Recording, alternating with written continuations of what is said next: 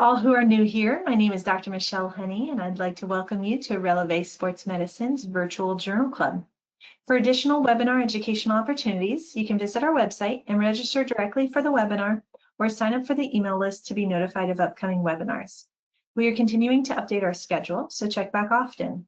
This video will be available for review after this journal club. The information contained in the video content represents the views and opinions of the presenters and does not necessarily represent the views or opinions of Releve Sports Medicine. The mere appearance of video content on the website does not constitute an endorsement by RSM or its affiliates of such video content. The video content has been made available for informational and educational purposes only. The video content is not intended to be a substitute for professional medical advice, diagnosis, or treatment. Always seek the advice of your physician or other qualified healthcare provider with any questions you may have regarding a medical condition. Never disregard professional medical advice or delay in seeking it because of something you have read or seen on the site. RSM hereby disclaims any and all liability to any party for any direct, indirect, implied, punitive, special, incidental, or other consequential damages arising directly or indirectly from any use of the video content, which is provided as is and without warranties. For all athletic trainers who are intending to get live CEUs from the BOC, you will receive an email 1 hour after the webinar concludes, which includes a link to the combined quiz, evaluation, and assessment. You will have up to 72 hours to complete the quiz and the evaluation. This email will come from customercare@gotowebinar.com. Please ensure that this is done to receive your statement of credit. If you don't receive the follow-up email or you have any other concerns, then contact us via our email at journalclub@relevesportsmedicine.com. Once the statement of credit is available for download from our website, you will receive an email notification.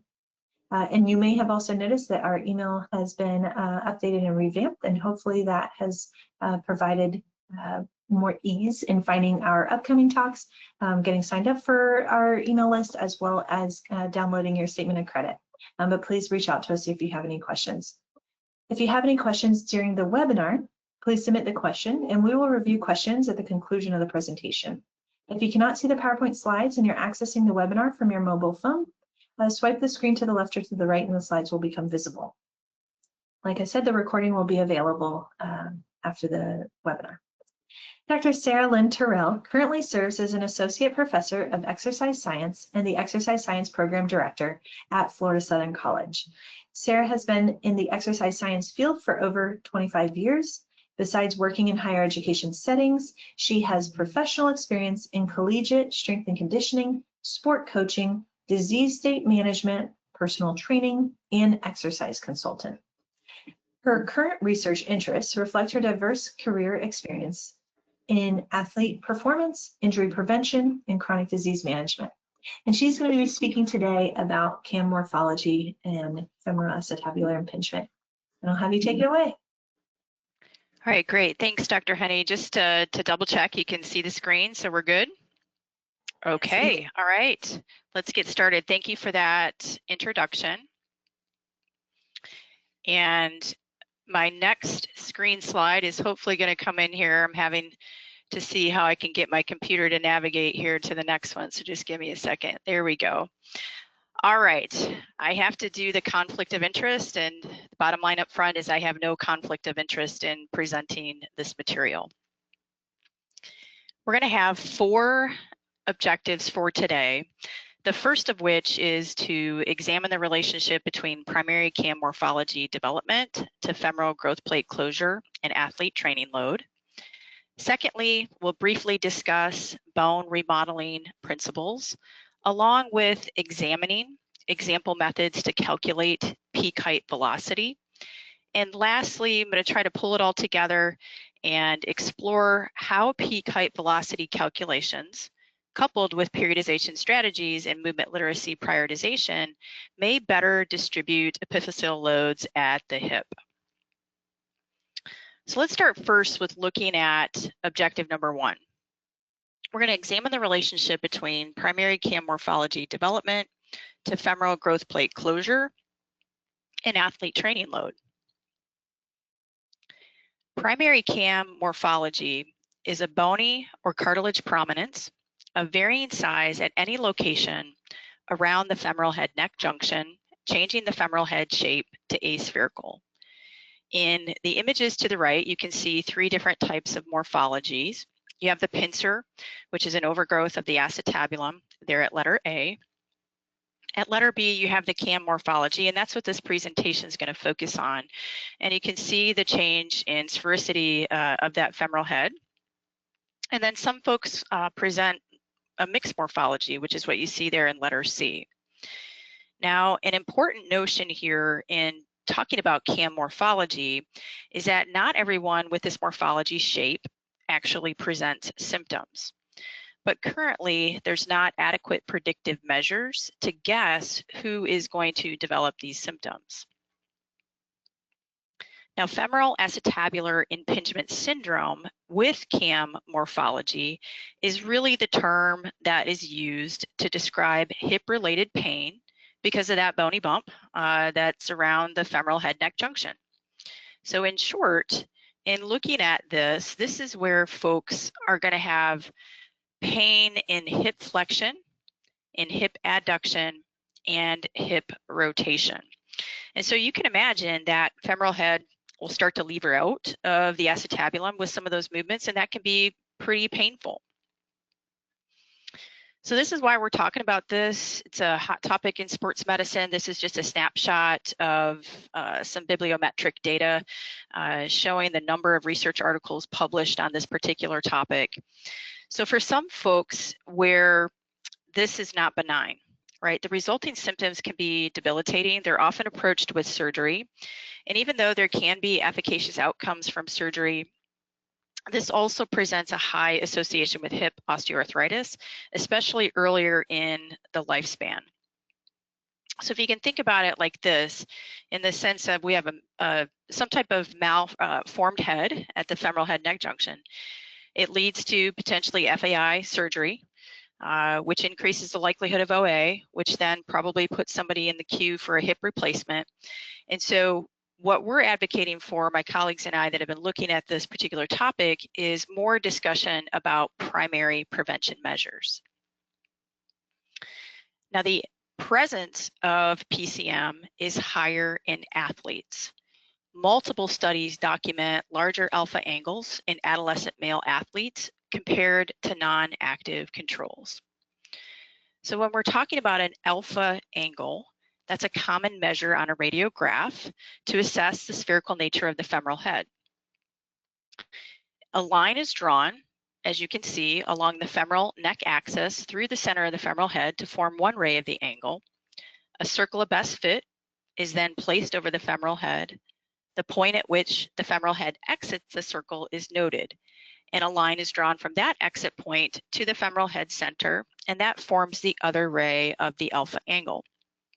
Now, common measures would put about 55 degrees or higher is considered enough of a bump on an alpha angle measurement that would be considered a Cam deformity and potentially increase osteoarthritic risk.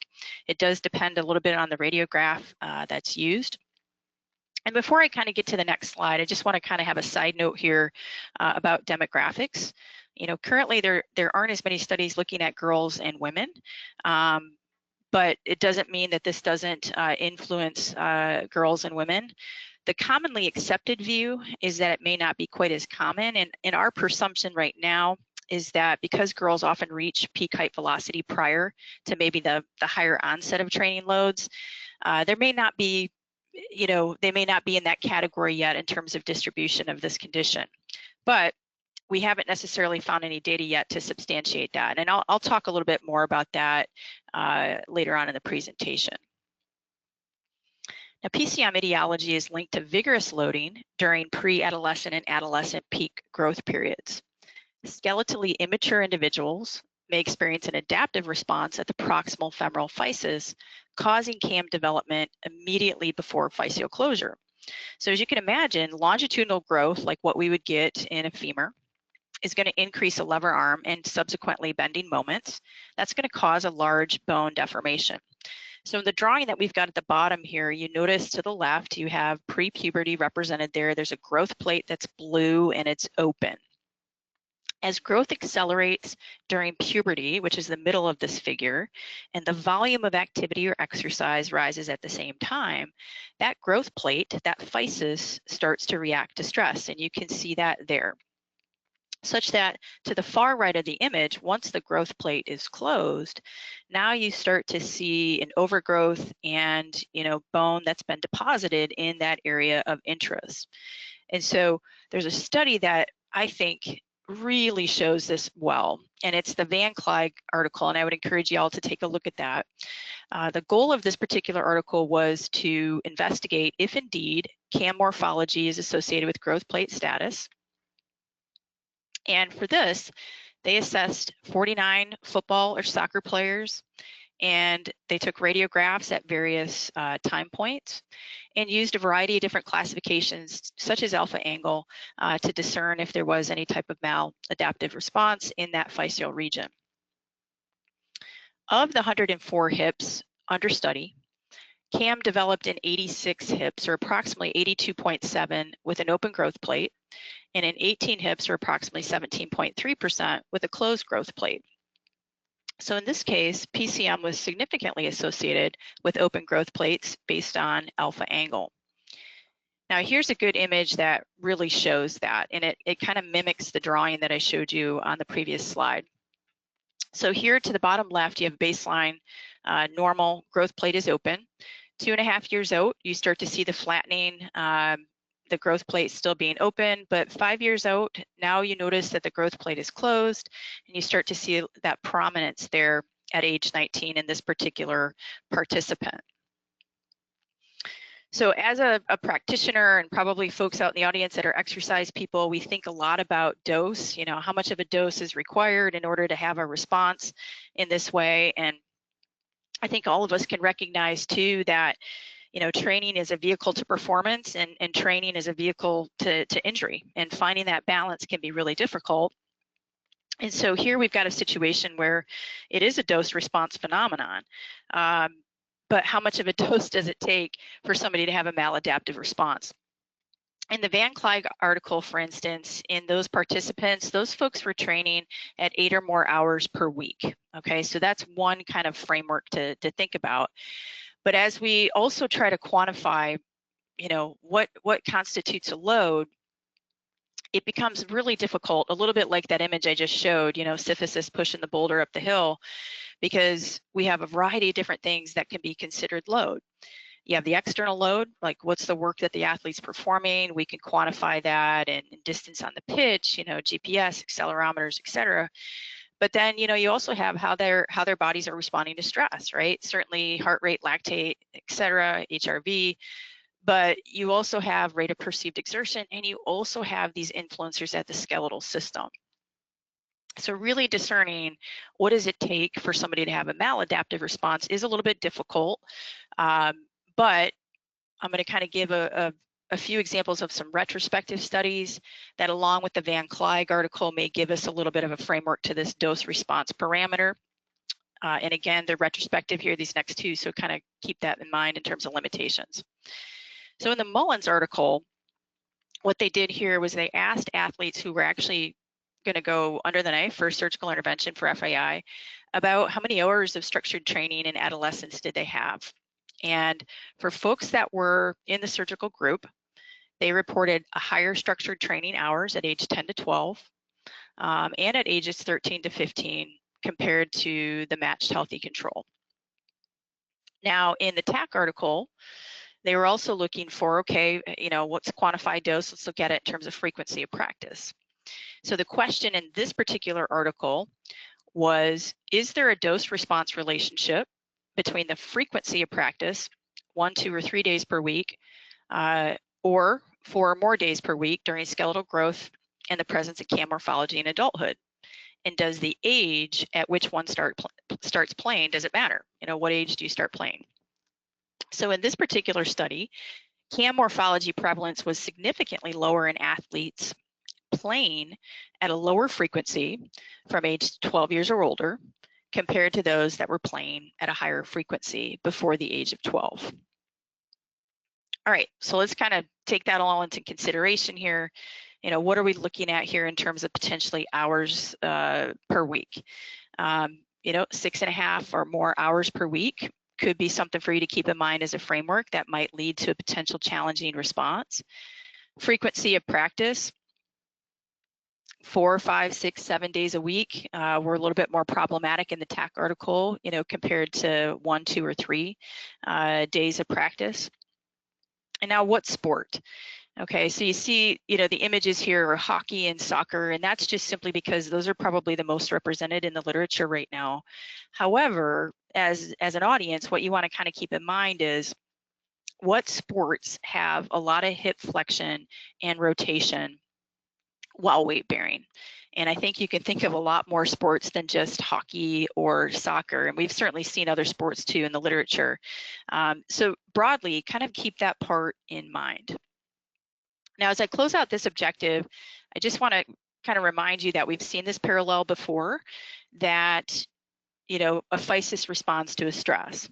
So little league shoulder and little league elbow involve repetitive microtrauma to a physis. Baseball pitchers with a UCL injury who reported a starting pitching age before the age of 10 demonstrated a greater dominant humeral head retrotorsion. And so the parallel we're advocating exists for the hip. High training volume during bone growth is a potent risk factor for PCM development. All right, now the second part of our roadmap today is to briefly discuss kind of bone remodeling or growth physiology concepts. So here's just a review of the morphologies that I mentioned previously, and again, we're focused on that Cam morphology. And what I'm going to show here, now this is a physis, right, which is your growth plate.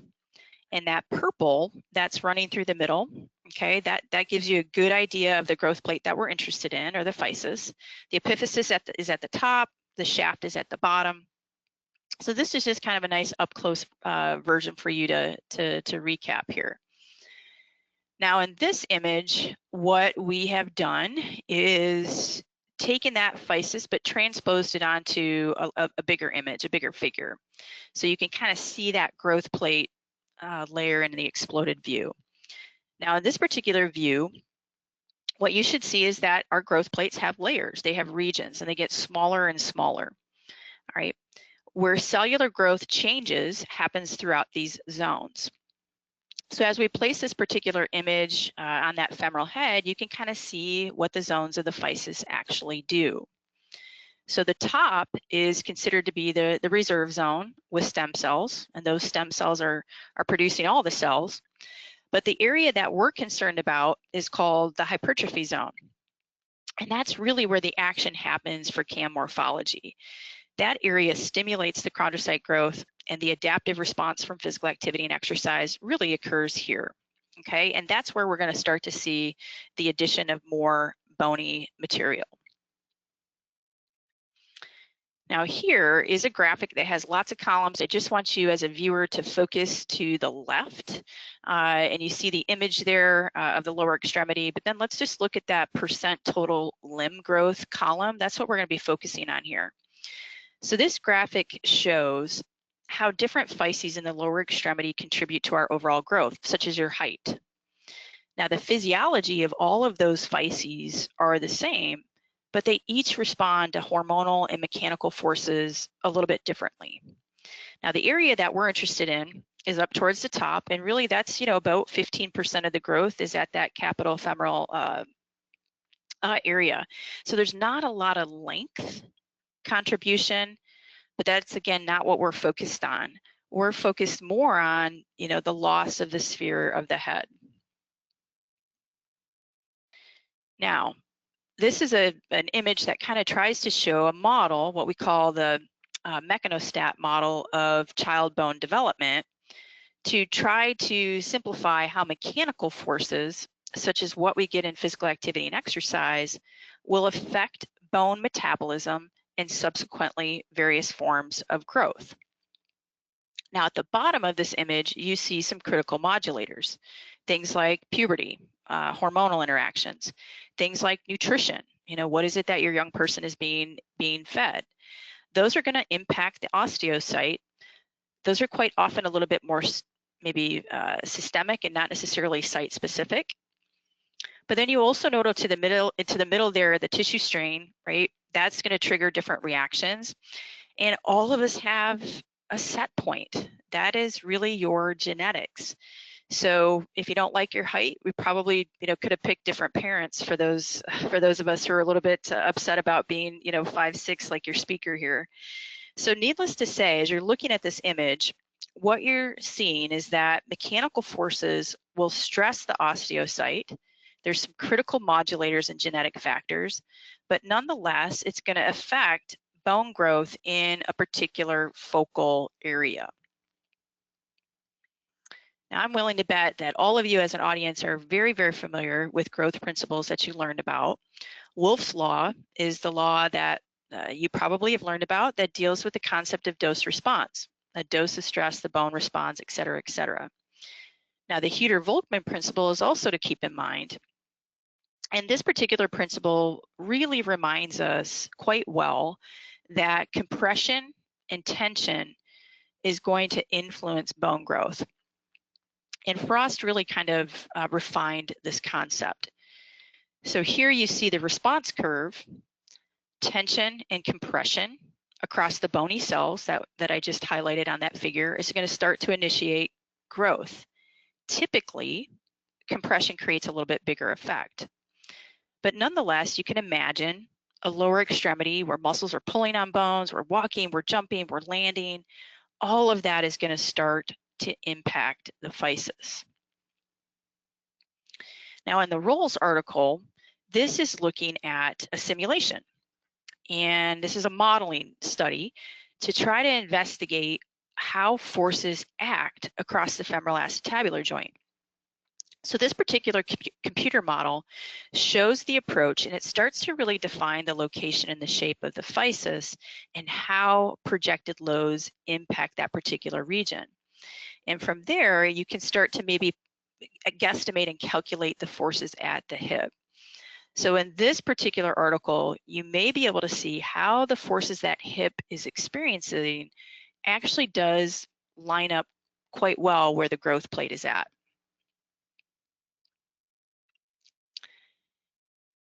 Now in this particular image from the Rolls article, here we're looking at force distribution and the development of Cam.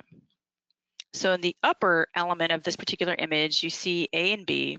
And what that is A is a baseline of an athlete, figure B is 2 years later.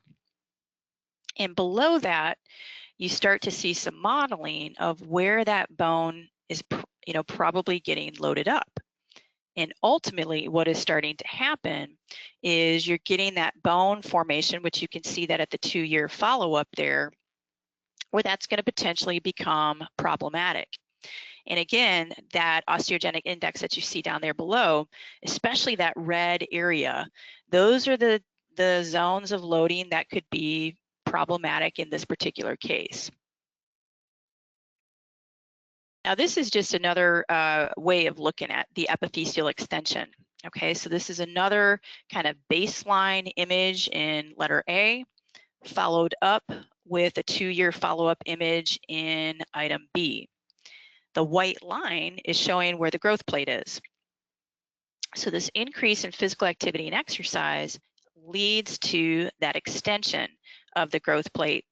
And we get that adaptation and that overgrowth, which ultimately is going to lead to CAM. Now, just one more image here to kind of keep in mind, and this is a nice image from Palmer and colleagues here. This is a cross-sectional study. And so here you can see that physis again, right below the epiphysis. But what's interesting to the left is that you also see a soft tissue hypertrophy. So that tells us that the soft tissue is also experiencing load. And that stress is not just going to stop at that soft tissue, it's going to hit the bone. So eventually we can presume in this case that bone is also going to adapt and start to see a change in that particular location, potentially an epiphyseal extension.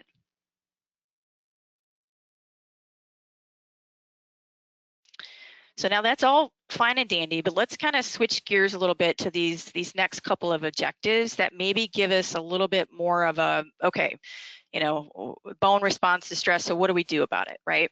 And so what my colleagues and I put out in the literature in that JOSPT article was a couple of things that we think maybe can be viable options for us to think about. And the first of which is to start calculating peak height velocity zones for your adolescent athletes. And what I'm going to show you here are two common methods that are used, and we've seen it quite a bit in the literature. And I'm going to provide a little bit of the backdrop to these equations, meaning some of the things that constitute the algorithms, et cetera. But I want to let you know as well that I am going to provide a QR code that gives you access to a lot of apps that can do these calculations for you. So don't panic if the math starts to get a little bit overwhelming. But I do want to kind of provide, what are the variables that we need to consider in order to execute these peak height velocity calculations. So again, here's the bottom line up front. So what you're looking at in this table are what we consider to be the two most common methods for calculating peak height velocity. One is called the Cam-Morphology method. The other one is a Mirror-Walled maturity offset. And what this screen shows are, okay, what are the variables that go into these things? In the Cam-Morphology method, you need the age, height, weight, and in this case, you happen to need to get some information on the parents if it's available. So mother's height, father's height. With the Mirror-Walled, what you need is age and weight. Those two variables are the same, but you're going to actually look at sitting height and leg length in this particular calculation. All right. Now, both of these, again, are pretty well validated. They may present some element of error, but these are the two that I'm going to highlight here specifically for you today. So I want to start first with the Mirror-Walled offset. All right, the whole goal of what I'm talking about with this particular objective is we want to identify peak height velocity, and we want to predict when that peak is going to occur. And the reason, remember, is that Cam Morphology develops just before this, as that growth plate adapts to increasing mechanical force. And in a lot of cases, it's sports training in this case.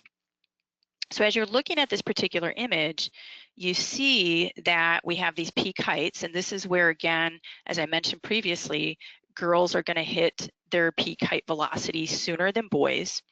But what we want to try to find is this steep upslope, right? We want to identify where that is at and start to make some potential changes in our training, in our load that the athlete is experiencing. All right, so now we're back to this particular figure that you've seen before. And this is, again, the length percentage contribution of growth, all right, by key growth plates. And it's very well established in the literature that growth rate increases injury risk. So a growth rate greater than 0.6 centimeters per month is going to be associated with a high injury risk. Okay, again, that's pretty well established. And that might extrapolate to about 7.2 centimeters per year. Now you can also look at leg length growth rate and consider that in isolation. And therein, a leg length growth rate of 3.6 centimeters per year is also associated with a higher injury risk. Now there's some technical error here, okay? But the rationale still remains that when our young athletes are in a growth spurt, they're probably more likely to get hurt. Now, this particular image is showing us that, we've got growth spurts all over the place, okay, which makes this a little bit challenging. All right, but nonetheless, for this particular slide, let's start up at the very top where you've got a table. Okay, we're looking at age at peak height velocity, age at takeoff, etc. All right, so this is a tough part. You know, when you have an infant, you see lots of growth, the same as a toddler, then we kind of slow down, and then all of a sudden we get another spurt. And when that starts is difficult to predict.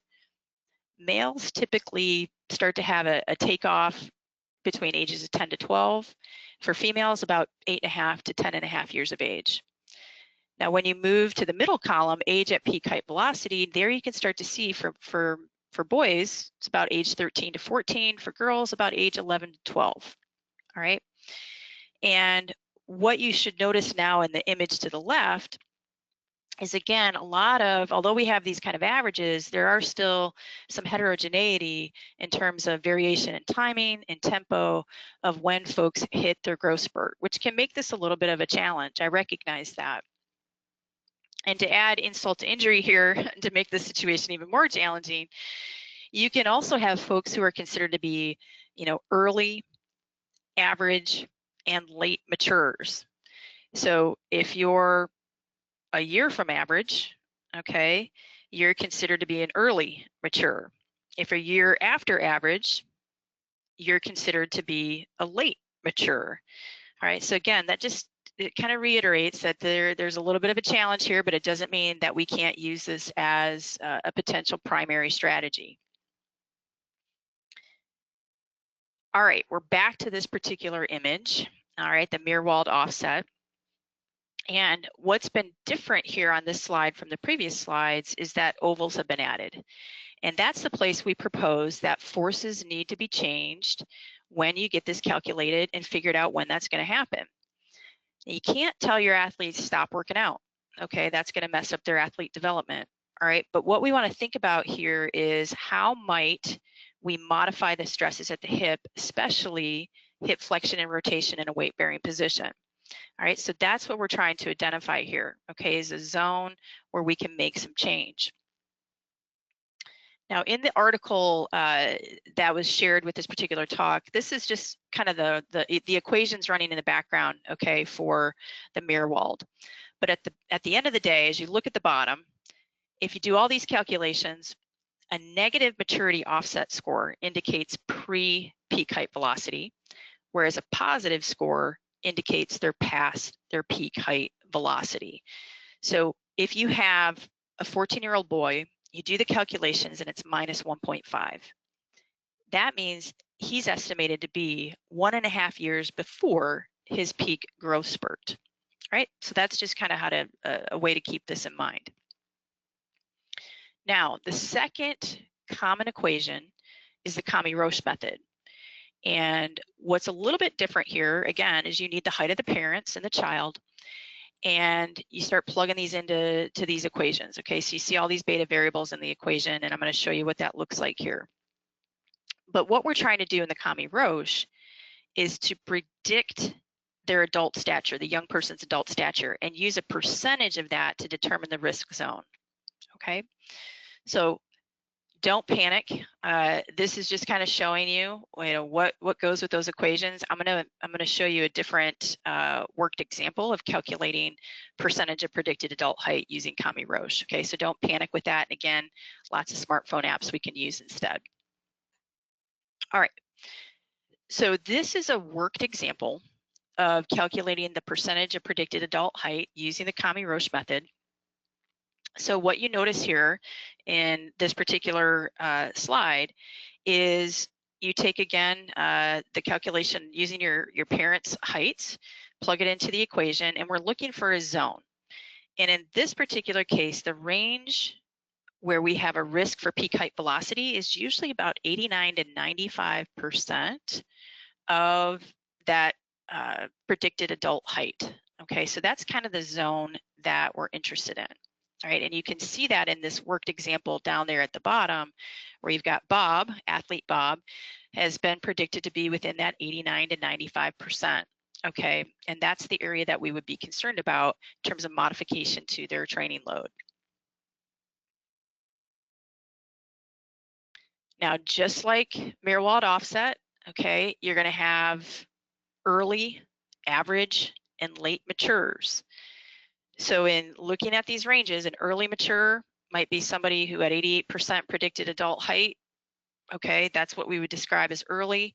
An average would be about 91% predicted adult height, and then a late mature would be on the tail end of that zone. Okay, so the conventional wisdom here is that peak height velocity, increased injury risk occurs between 88 to 94% of predicted adult height. All right, with that being said, again, here are the required measures that you are going to need in order to execute some of these equations. And so what you want to kind of keep in mind is, what are we trying to do here? All right, we know bone remodels to stress, so what could be a primary prevention strategy? First and foremost, if you don't get anything out of this part of the objectives for the talk, is you got to start calculating peak height velocity. And you should probably be measuring this about every 3 months. Now, each of these equations might have some level of a trade-off, but at least it gives you a framework through which you can maximize where your athlete is within their growth measure and start making some, accommodations accordingly. As I mentioned, I got a QR code that's going to be followed at the end of this talk, so stay tuned for that. But these are some of the best references we've found, along with, some, again, apps that you can use to help you with that process. So as I wrap up objective number 3 here, all right, keep in mind, what is it that we're trying to do? We want to identify the timing of peak height velocity utilizing one or both of the equations that I just worked through. And once that's on our radar, we want to take some steps to better distribute the forces across the hip. And we think that can be a really good strategy on the primary prevention side of things. All right, last but not least, let's take a look at the final session objective. And that's going to be to explore how peak height velocity calculations coupled with periodization strategies may distribute epiphyseal loads at the hip. Okay. So I always like to, look at the research and figure out, is there anything that's been done? What are people doing? Are folks out there utilizing peak height velocity? Are they making some changes? Is it leading to a reduction in injury, et cetera? So I'm going to share an article from Johnson and colleagues that at least gives us a playbook to start discussions. And we're going to kind of steal a little bit of it and apply it to this PCM discussion. So the aim of this particular article was to use an interdisciplinary collaboration between technical coaches, sports scientists, medical staff to mitigate injury risk in adolescent athletes. This was a soccer academy, 77 male soccer athletes. And what did they do? They used several of the equations I just covered to stratify risk in these players. So they looked at predicted adult stature. Okay, the zone was pretty close to what I just mentioned previously. They looked at growth predictions for total growth, and they also looked at predictions for lower limb growth, along with any maybe somatic presentation of growth-related symptoms. Having done that work up front, what happened in the second season was they kind of bucketed the participants into categories of risk. So if they were a young person that had symptoms of a growth-related injury or two of the 3 risk factors, they were included in an intervention strategy. That intervention strategy was a 3-prong modification to training load. They modified the soccer-specific drills, they worked on balance and coordination, and they individualized the strength program. Now, the total time was still the same, right? 90 minutes, okay? But it was lower intensity. And they were also capturing rate of perceived exertion from the athletes involved in this. And as a disclaimer here, the specificity of the strength training program was not clear.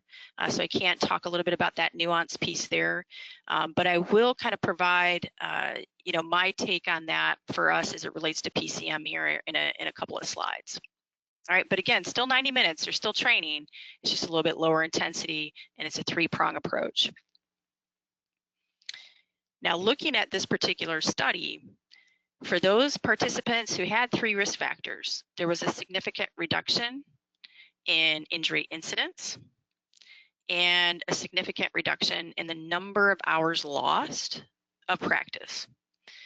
So it may be possible, as the results may indicate, to mitigate injury incidence and burden during adolescent growth spurt. Now, I will tell you again, another disclaimer about this article, they weren't looking at primary Cam morphology, right? That wasn't the injuries that were of note. But I do think we can look at this question, that how might this provide a template for us to explore for PCM? All right, and what I like to lean into is, well, what do you all know already, right? Many of you are familiar with the concepts of periodization. It's a training plan, it's logical, it's creative. And what we do is we vary the volume loads to optimize performance, manage fatigue, and mitigate injury, all right? We know that. And as we keep this in mind, PCM expansion is directly related to rotation and flexion of the hip while weight bearing prior to physis closure, okay? So what we're proposing is, why not periodize hip extension exercises, all right, that align with those growth physiology zones that you found that could be problematic. And maybe that could be a viable measure to at least maybe reduce the stress and strain to that hip and potentially reduce the likelihood of PCM development. So to show this, I'm providing just kind of a textbook image of what a periodization scheme would look like. And as you can see at the top, I'm only kind of teasing out resistance training programs. This does not include practice, competition, etc. So let's hypothetically say that you have done the mirror-walled offset equation or the Kami-Roche. You've got 20 athletes, and you have discovered that 5 of those 20 are going to be going through a growth spurt mid-March to late May. Okay, and you can kind of see that there. So what we're proposing at that particular time point is maybe to lay off a little bit of the hip flexion and rotation in a closed kinetic chain position. And at least in the weight room setting, continue to emphasize extension, because we all should be doing that anyway. And just make sure that we're much more cognizant of what type of load is happening. Okay, now I picked weight room because it's something that I can relate to. It's one small facet of load that an athlete might experience.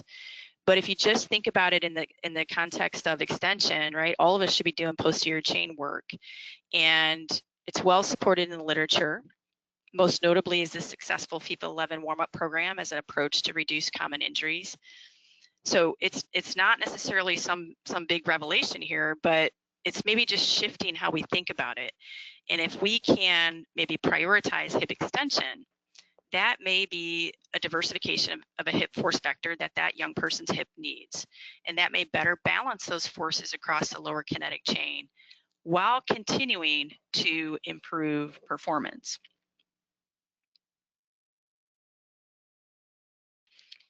Now, I do want to also emphasize here, and this ties back to that Johnson article that I just highlighted, that we can't forget our role in teaching and reinforcing movement literacy. So when you hear the term movement literacy or physical literacy, remember this is competency and confidence in fundamental movement patterns, locomotor patterns, manipulative skills, body balance and awareness, right? Those are all things that we should recognize. In the image to the right, this was from one of our articles that we've published on this topic. And one of the things that I want us to keep in mind is how a young person experiences load can certainly be high training volume, repetitive skeletal stress. But if they're not moving well, that's just adding insult to injury, okay? So think about a well-aligned pelvis, all right? Somebody who's been taught how to land, how to move, has good kinesthetic awareness. Their pelvis is going to be better aligned to manage the torque at the weight-bearing hip. And that's going to actually center the femoral head in the acetabular fossa. That allows them to accept, to transfer, and dissipate loads more appropriately.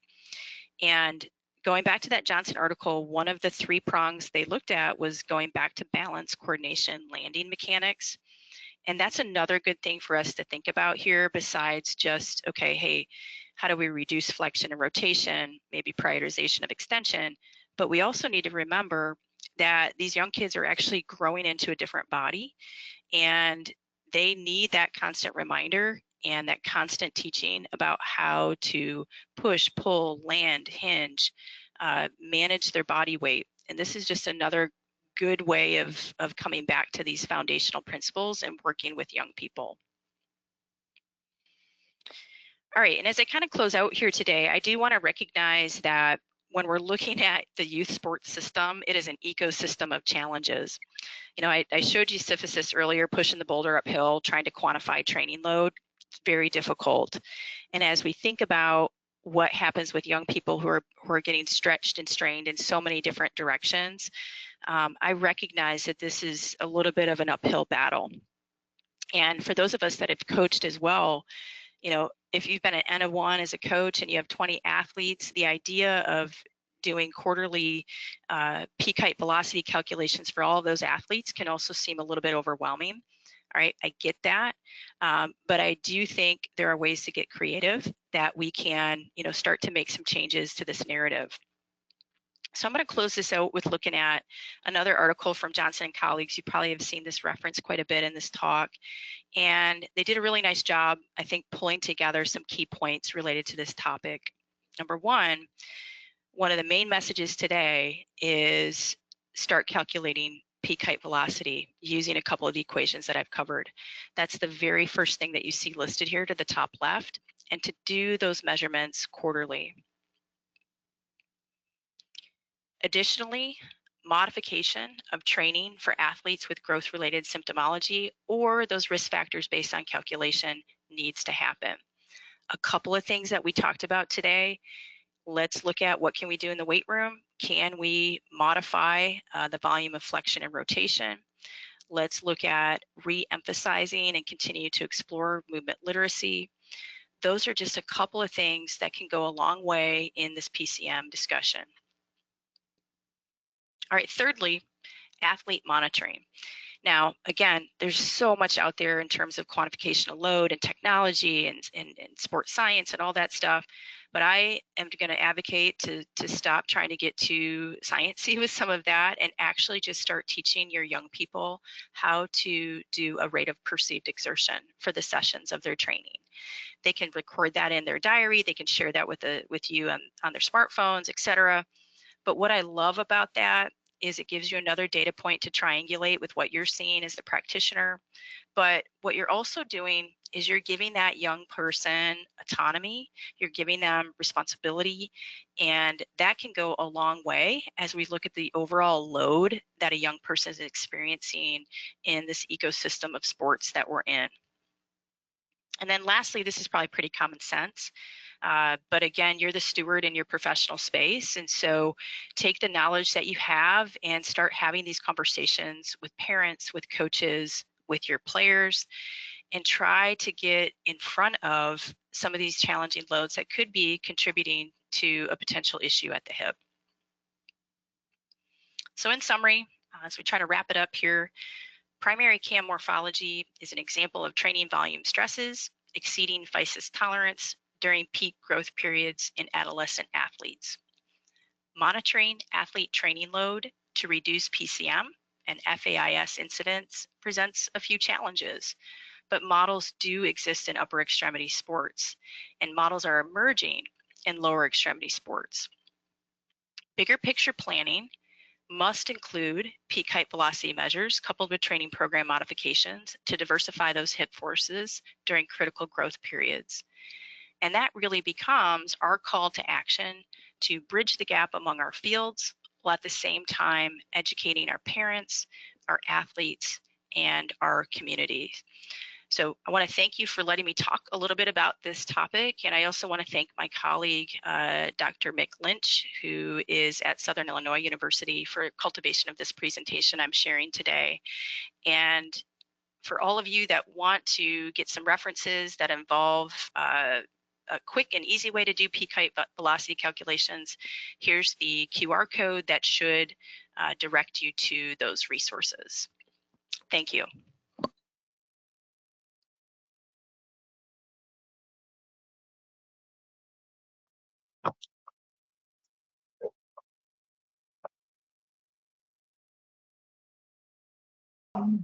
We're going to let people have a minute here to start posing in their questions. It looks like there was a couple of hands that got raised at one point, but the question tab for those folks is going to be the best way to pose your question.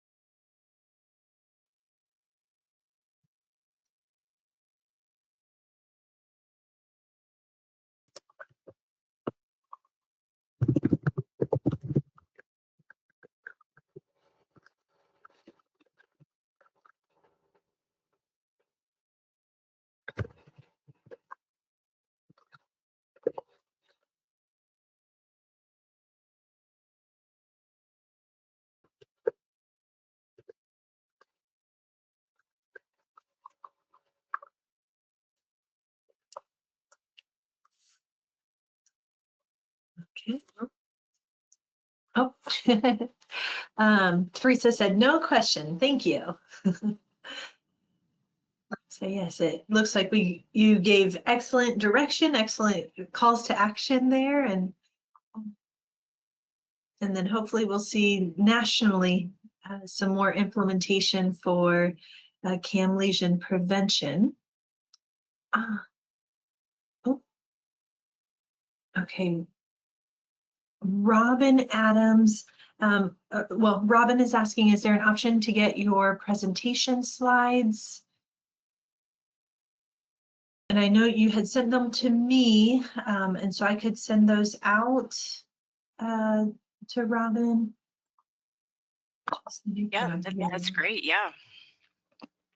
And then Nadine, great presentation. Going to use for my racehorse also. Okay.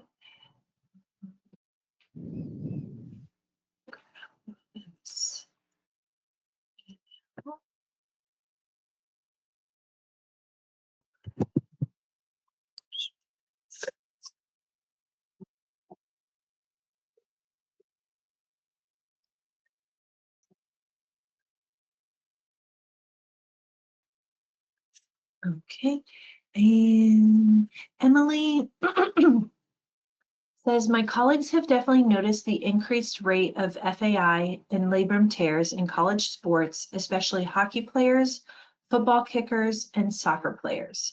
Is there anything specific we can do to prevent further worsening of Cam morphology once they've reached us in college?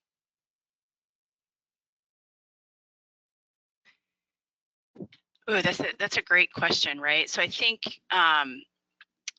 the question is, okay, so you've got folks coming to you in college that are already presenting problematic symptoms. Is that what I'm understanding? And Yes. can we do something at that point to kind of hit the brakes if possible from maybe that surgical intervention? I think keeping your therapeutic principles in mind is important. And I'm not trying to plug an article here that I did write on this, but I did publish with my colleague, Dr. Lynch, and one of my sports medicine colleagues here at Florida Southern, non-operative kinds of strategies in dealing with that type of situation. And I will say that a lot of work in getting better pelvis alignment is a strategy that I've found to be really helpful. And so that would be something that I would encourage to think about, is how can we ensure that we have a better aligned pelvis on that hip, as opposed to thinking about it as a ball and socket, but thinking about how does the pelvis move on that femur. So I would encourage looking at that article, and I can send that here to share with the audience. But I also think that some of the things I talked about today are very applicable.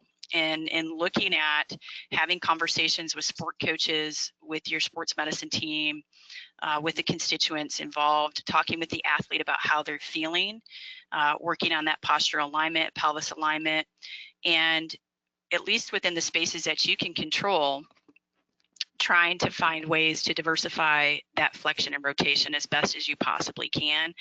Those would be a couple of things right off the top that I can think about there.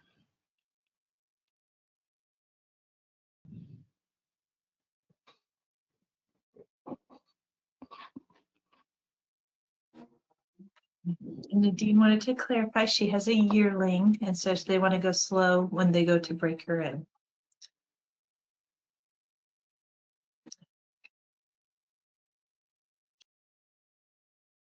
Alrighty.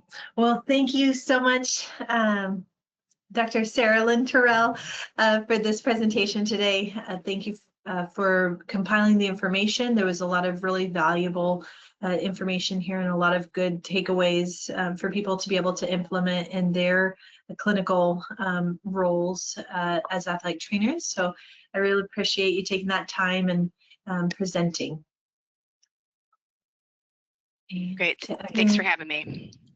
Yes, and thank you everyone for attending. We look forward to seeing you at the next one.